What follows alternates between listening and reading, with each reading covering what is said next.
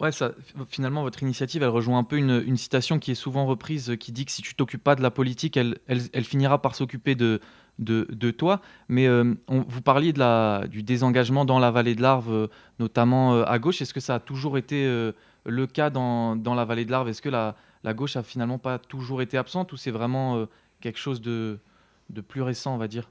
C'est une bonne question que tu poses là. C'est vrai que la gauche, si on le prend comme nous on l'entend, c'est-à-dire lié au mouvement ouvrier, le mouvement ouvrier a jamais été très puissant dans la vallée. Mais il a quand même eu des bases. Il a quand même eu des bases. Je pense notamment au niveau de l'usine de Chède à Passy. Je pense notamment à Cluses où il y avait eu un grand conflit en 1904.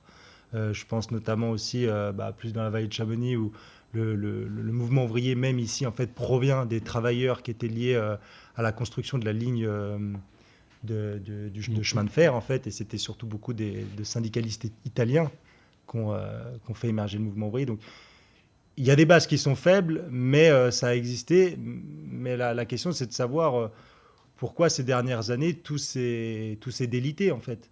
Et c'était pour ça aussi que avant même de lancer Arve démocratique et populaire, nous, on a tenu à réunir toutes les forces de gauche pour avoir une discussion, pour ne pas se mentir à soi-même, en fait, de dire, mais pourquoi on en est là?